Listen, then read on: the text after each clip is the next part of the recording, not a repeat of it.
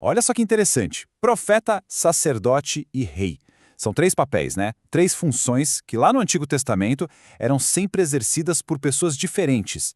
Mas aí, na teologia cristã, tudo isso converge para uma única figura, Jesus. E é aqui, na nossa conversa de hoje, que a gente vai desvendar como esses três ofícios se unem e formam a base da redenção. Pois é, e essa é a grande pergunta que vai guiar a gente. Pensa bem, no Antigo Testamento, esses ofícios não só eram separados, às vezes eles até batiam de frente. Então como é que pode, né? Como é que eles se harmonizam de um jeito tão perfeito em uma única pessoa? É exatamente isso que a gente vai descobrir. Então, para a gente entender isso direitinho, nosso caminho vai ter 5 paradas. Primeiro, a gente vai ver a origem desses ofícios sagrados. Depois, vamos mergulhar em cada um deles, o profeta definitivo, o sacerdote perfeito e o rei eterno. E por fim, a gente junta tudo e vê como isso se encaixa numa grande e poderosa síntese. Ok, vamos lá. Começando pela base de tudo. A ideia desses três ofícios, olha, não é nova não. Ela é o fundamento da estrutura social e religiosa do antigo Israel. Só que algo mudou. E mudou de um jeito radical. E essa comparação aqui, olha, mostra essa mudança de um jeito perfeito. De um lado, no Antigo Testamento, o que a gente tem? Profetas, sacerdotes, reis, figuras separadas, homens cheios de falhas como qualquer um. Mas do outro lado, em Cristo, esses três papéis se juntam. E aí não são mais só funções humanas, sabe? É uma expressão unificada, divina, é algo que nunca tinha acontecido antes na história. Certo, vamos para o nosso primeiro ofício, o profeta. O que significa de verdade ser um profeta e como é que Jesus pega esse papel e eleva a um nível totalmente novo? Então, tradicionalmente, o profeta era isso, o porta-voz de Deus. Era aquela pessoa que recebia a mensagem divina e, transmitia para o povo. O livro de Deuteronômio, por exemplo, estabelece bem esse modelo, um mensageiro que fala em nome de Deus. E é aqui que a coisa muda de figura. É uma virada de chave fundamental. Pensa comigo. Os profetas antigos, eles traziam a mensagem de Deus. Mas Jesus, ele não vem só com a mensagem. Ele é a mensagem. É como diz lá no Evangelho de João, né? O verbo se fez carne. Isso transforma tudo. A própria pessoa de Jesus é a revelação final completa de Deus. Olha só, e essa passagem de Hebreus resume isso de um jeito perfeito. Diz assim: havendo Deus antigamente falado muitas vezes aos pais pelos profetas, a nós falou-nos nestes últimos dias pelo Filho.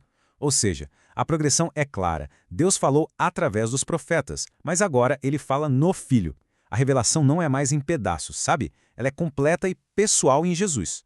Tudo bem? Entendido o papel de profeta, vamos agora para o segundo ofício, o de sacerdote. Aqui a gente vai ver como a ideia de mediação é totalmente transformada. O sacerdote era aquela ponte, né, entre a humanidade e Deus. Só que era uma ponte que, vira e mexe, precisava de reparo. Basicamente, a função do sacerdote era dupla. Primeiro, representar o povo diante de Deus. Segundo, oferecer sacrifícios para expiar os pecados. Ele era o mediador, era aquele que podia entrar na presença divina em nome de todo mundo. Só que o sistema antigo tinha uma limitação gigantesca, era um ciclo sem fim. Os sacrifícios eram contínuos, tinham que ser repetidos ano após ano, de novo e de novo. Com Cristo, o paradigma muda por completo. Ele não oferece um animal, ele oferece a si mesmo. E esse sacrifício é único, perfeito, final. Como o livro de Hebreus faz questão de frisar, foi feito uma vez por todas. E a consequência disso é, profunda. O sacerdócio de Cristo não é algo temporário, é eterno. Pelo fato de ele ter ressuscitado, ele vive sempre para interceder. Aquela ponte para Deus, que antes era frágil, temporária, agora ela se torna permanente, totalmente segura. Então, para a gente fechar esse ponto, o trabalho sacerdotal de Cristo tem duas partes. Um aspecto que já aconteceu lá no passado, o sacrifício na cruz, e um aspecto que acontece agora, no presente, a sua intercessão contínua, como Romanos 8,34 também nos lembra. É uma obra completa que abraça o tempo e a eternidade. E, finalmente, chegamos ao terceiro e último ofício, o rei.